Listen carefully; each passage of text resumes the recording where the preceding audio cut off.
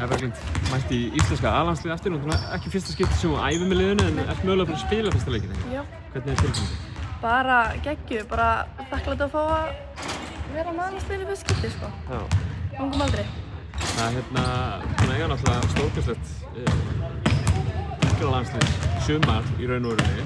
Kom þetta óvart að þú væri komin inn í þetta núna? Þú veist, já, maður veit aldrei hvað gerist, sko. Já. Hefur einhver tíma fyrir nokkuð annað heldur en íslenska landslið farið í sumar? Nei, ég fór bara eina sólarlandaferð með fjölskyldunni og svo er ég bara búin að vera í körfu. Já. Það er að taka þessa æfingarferð núna að spila á móti Portugal fyrir svo glugga sem er svo núna í vetur. Hversu mikilvægt heldur að sé fyrir liðið að koma saman núna svona síðla sumar svo stilla sem streng? Bara ógeðslega mikilvægt, bara læra að spila betur saman og koma tilbúinir inn í gluggann næsta. Kæra þakkir Berglind og gangi ykkur vel úti. Takk.